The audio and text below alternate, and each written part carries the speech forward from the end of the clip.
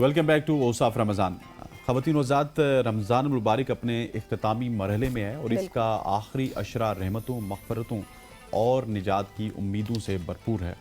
آخری عشرے میں جہاں پر لوگ لیلۃ القدر کی تلاش کرتے ہیں، وہیں پہ لوگ اعتکاف بھی بیٹھتے ہیں اور مغفرت اور نجات کی امیدوں سے بھرپور ہوتا ہے یہ آخری عشرہ۔ اسلامی تعلیمات کے مطابق رمضان کے اس حصے کو خاص اہمیت حاصل ہے، کیونکہ یہی وہ دن اور راتیں ہیں جن میں بندہ اپنے رب کے زیادہ قریب ہو کر عبادت، دعا اور توبہ کے ذریعے اپنی زندگی کو سنوارنے کا موقع پاتا ہے۔ نبی کریم صلی اللہ علیہ وسلم بھی رمضان کے آخری عشرے میں عبادت میں مزید اضافہ فرما دیتے تھے، راتوں کو جاگ کر عبادت کرتے تھے اور اپنے اہل خانہ کو بھی اس کی ترغیب دیتے تھے۔ یہی وہ دن ہیں جب مسلمان اعتکاف اختیار کرتے ہیں، دنیاوی مصروفیات سے الگ ہو کر اپنے رب سے تعلق مضبوط بنانے کی کوشش کرتے ہیں۔ آج کے پروگرام میں ہم رمضان کے آخری عشرے کی فضیلت، لیلۃ القدر کی اہمیت، اعتکاف کی حکمت اور دعا و استغفار کی تاثیر پر بات کریں گے اور یہ جاننے کی کوشش کریں گے کہ ایک مسلمان ان مبارک راتوں سے کس طرح زیادہ سے زیادہ روحانی فائدہ حاصل کر سکتا ہے۔ بالکل جی، اور اسی پر بات کرنے کے لیے ہمیں سیٹ پہ جوائن کر چکے ہیں مفتی اسد اللہ صاحب۔ Thank you so much sir for your time. اور ان کے ساتھ ہمیں جوائن کر چکے ہیں مدثر خان حافظی صاحب، آپ کا بھی بہت شکریہ سر۔ اس سیگمنٹ کا آغاز آپ کی نعت سے ہی کریں گے جی انشاءاللہ۔ جی بسم اللہ۔ سر تپا حجاب آپ ہیں، سبحان اللہ، سبحان اللہ۔ سر تپا حجاب آپ ہیں، کیا کہنا؟ سر تپا حجاب آپ ہیں، سر تپا حجاب آپ ہیں، پھر بلا جواب آپ ہیں، پھر بلا جواب آپ ہیں۔ گل کی پنکھڑی نے یہ کہا، گل کی پنکھڑی نے یہ کہا، گل کی پنکھڑی نے یہ کہا، گل کی پنکھڑی نے یہ کہا، میرا بھی شباب آپ ہیں، میرا بھی شباب آپ ہیں، سر تپا حجاب آپ ہیں، پھر بلا جواب آپ ہیں، کہ سب کا انتخاب ہے خدا، کیا کہنا؟ سب کا انتخاب ہے خدا، سب کا انتخاب ہے خدا، سب کا انتخاب ہے خدا، خدا کا انتخاب آپ ہیں، خدا کا انتخاب آپ ہیں، سر تپا حجاب آپ ہیں، پھر بلا جواب آپ ہیں، حسین ہے جو دل میں دوستو، حسین ہے جو دل میں دوستو، حسین ہے جو دل میں دوستو، حسین ہے جو دل میں دوستو،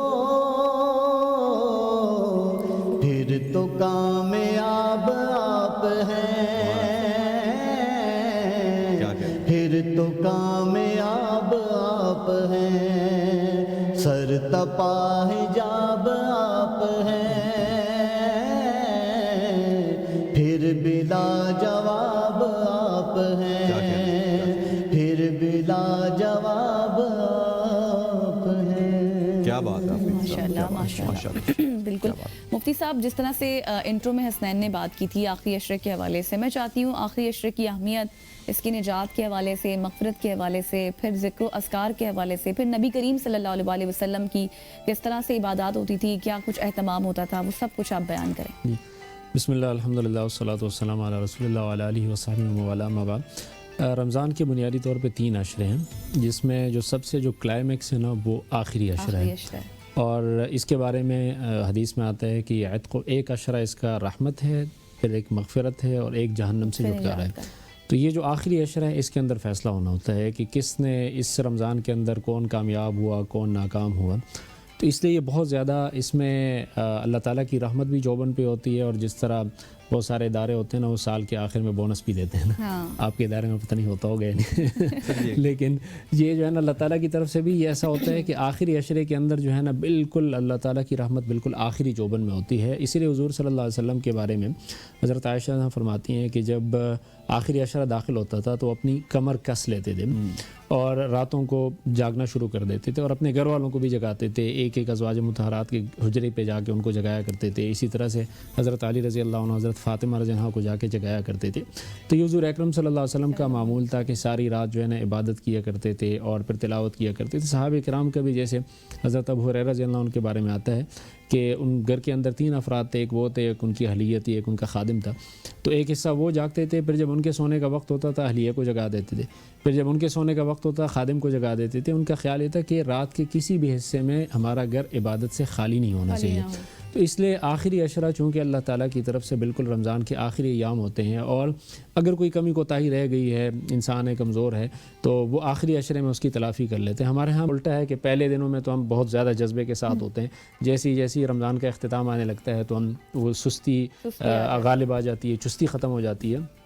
تو اس لیے آخری عشرہ چونکہ بہت زیادہ قیمتی عشرہ ہے، اور اسی کے اندر جو ہے اوپر لیلۃ القدر بھی ہے، اسی کی وجہ سے اس پورے عشرے کو فضیلت دی گئی ہے، تو اس لیے اس کا بہت زیادہ اہتمام کرنا چاہیے۔ سر، جب میں اپنے ابتدائیے میں بتا رہا تھا تو مجھے یہ فیل ہو رہا تھا کہ ہم وہ تمام تر چیزیں کرتے ہیں جو کہ نبی علیہ الصلوۃ والسلام نے کی ہیں، یا پھر اس دور میں ہم اس کا الٹ کرتے ہیں۔ جس طرح سے آپ دیکھ لیجئے کہ سٹارٹ میں تو ہم کچھ ہی باتیں کرتے ہیں، لیکن آہستہ آہستہ ڈاؤن ہوتے چلے جاتے ہیں۔ اسپیشلی آپ نے کہا کہ آخری عشرہ ایک کلائمیکس کا عشرہ ہوتا ہے، اور یہاں پہ آپ کو بہت کچھ ملنے والا ہوتا ہے۔ آخری عشرے میں ہماری پرائرٹیز یہ ہوتی ہیں کہ ہم کسی دوست کی طرف افطار ڈنر کر لیں، کسی کو بلا لیں، کسی کی فیملی کو بلا لیں، نہیں تو کہیں نہ کہیں سحری بفے میں جا کے شرکت کر لیں، اور اس کے بعد پھر ہماری کوشش یہ ہوتی ہے کہ ہم زیادہ تر وقت اپنا مارکیٹس میں گزاریں اور اپنے کپڑے لے لیں، اپنے جوتے لے لیں، فیملیز کے جوتے لے لیں، بچوں کے لے لیں۔ سو یہ جو آخری عشرے کی فیوز و برکات ہیں اس کو تو ہم پا ہی نہیں پاتے۔ تو نبی علیہ الصلوۃ والسلام تو آخری عشرے میں اہتمام کرتے تھے، اور وہ زیادہ تر اعتکاف میں ہوتے تھے، تو ہم آخری عشرے کو کیوں اس طرح سے ٹریٹ کرتے ہیں؟ ایسے ہی ہے، اور یہ ایک افسوسناک صورتحال ہے کہ اس کے بارے میں ہم سے بہت زیادہ غفلت ہو جاتی ہے۔ اور حدیث میں آتا ہے کہ جو اللہ تعالیٰ کو سب سے زیادہ محبوب ترین جگہیں ہیں وہ ہے مساجد، اور سب سے زیادہ جو مبغوض ترین جگہیں ہیں جہاں پہ گناہ سب سے زیادہ ہوتے ہیں وہ ہے بازار۔ تو اب اگر کیا اس میں پورے سال کے اندر جو سب سے زیادہ قیمتی لمحات ہیں، یعنی ان 10 دنوں سے زیادہ کوئی بہترین ایام پورے سال کے اندر نہیں ہیں، تو اگر وہ والے اوقات ہم جا کے مبغوض ترین جگہوں میں گزارتے ہیں اور بازار کے اندر گزارتے ہیں، حالانکہ اس میں ہمیں قدر و قیمت کا اندازہ نہیں ہے، ورنہ وہی جو خریداری آپ نے کرنی ہے وہ اگر آپ رمضان سے پہلے کر دیں تو آپ کے پیسوں کی بھی بچت ہو جاتی ہے، وقت کا بھی بچت ہو جاتا ہے، اور جو ہے وہ آپ کو بہت زیادہ خواری بھی نہیں اٹھانی پڑتی۔